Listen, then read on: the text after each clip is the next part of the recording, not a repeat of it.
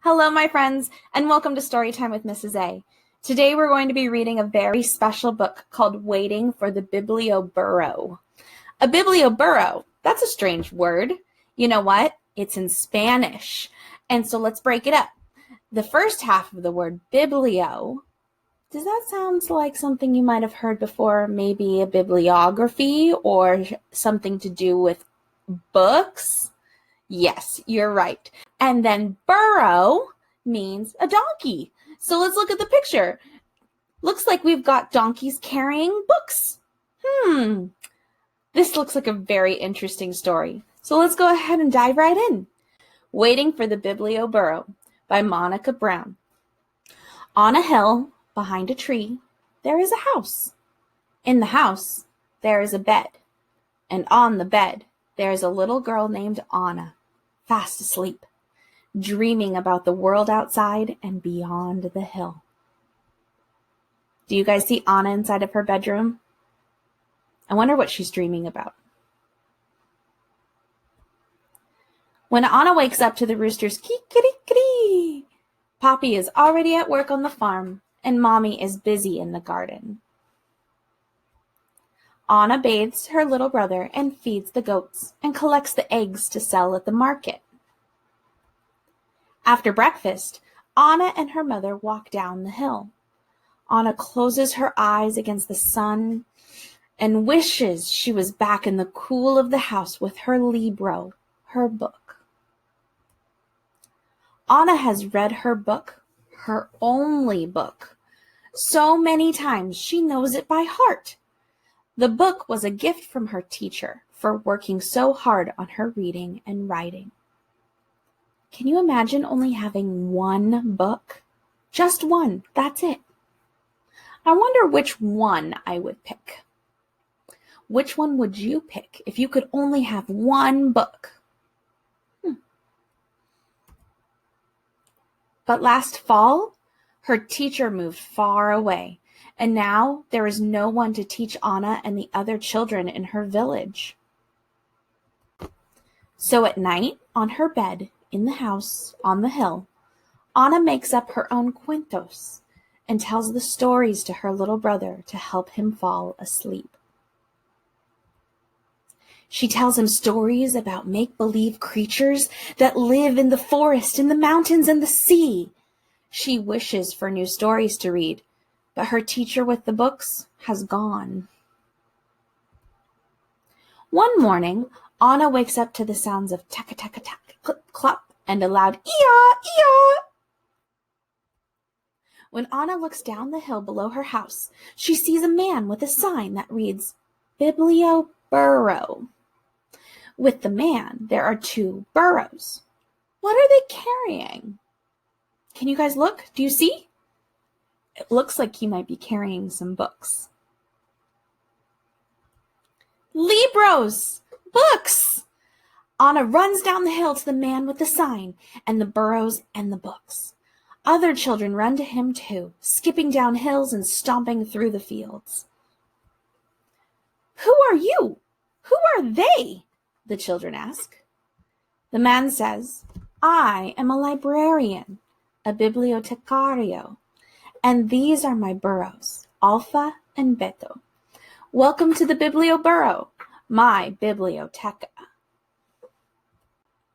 But, Senor, Anna says, I thought libraries were only in big cities and buildings. Not this one, says the librarian. This is a moving library. Then he spreads out his books and invites the children to join him under a tree. Once upon a time, the librarian begins, sharing the story of an elephant who swings from spiders' webs. He reads from books with beautiful pictures, then helps the little ones learn their abecedario. He sings, A, B, C, D, E, F, A, Hey. Finally, he says, now it's your turn.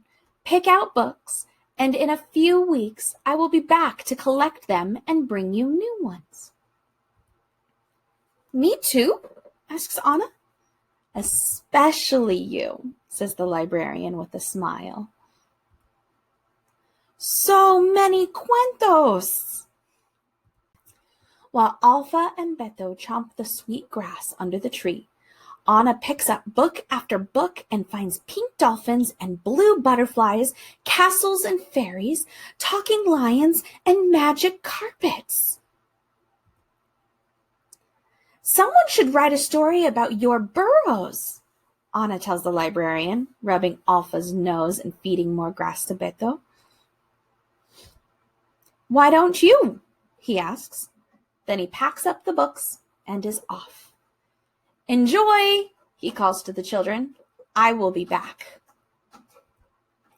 Anna runs up the hill to her house, hugging the books to her chest. She can't wait to share her books with her brother, and that night she reads until she can't keep her eyes open any longer. Have you ever done that?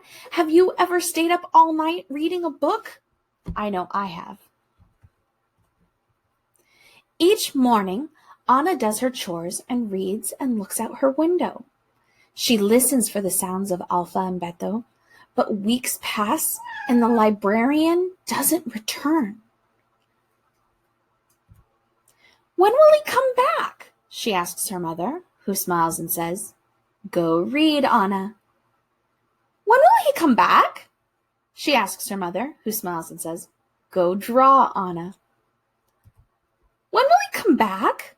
She asks her mother, who smiles and says, Go write, Anna. When will he come back? She asks her mother, who finally says, Go to bed, Anna. One night, Anna dreams she is flying over her country on a butterfly's back. In her dream, she crosses mountains and oceans and rivers and jungles, bringing stories everywhere she goes. Stories fly from her mouth and fingers like magic, falling into the hands of the children waiting below. When Anna wakes up, she misses Alpha and Beto and the Biblioburro's books. She remembers that the librarian told her that she could write a book, and so, with paper and string and colored pencils, she does. You know what? That's something you guys could do too. You could write your own book. Finally, just when Anna thinks she'll never see the Biblioburro again, she wakes up to "Ee-yaw, ee-yaw," and children yelling. She runs down the hill with her library books and a special surprise of her very own. I wrote this cuento for you, she says. Que bueno, the librarian says, and then he reads her story to the children under the tree. When it's time to go, Anna's book is packed carefully on the burro's back, ready to be carried away over the hills and through the fields to another child who is asleep on a bed in a house on a hill behind a tree, dreaming of Alpha and Beto and all the new stories the Biblioburro will bring. The end. So what did you guys think of that story? Isn't that interesting that somebody came up with an idea to bring books to people who didn't have access to a library? You know what? There's so many opportunities for you too. For people who can't go to a real library right now, you guys could read books online and you can listen to stories from people who are reading to you on video. You know what too? You could also make your own stories to share with your family.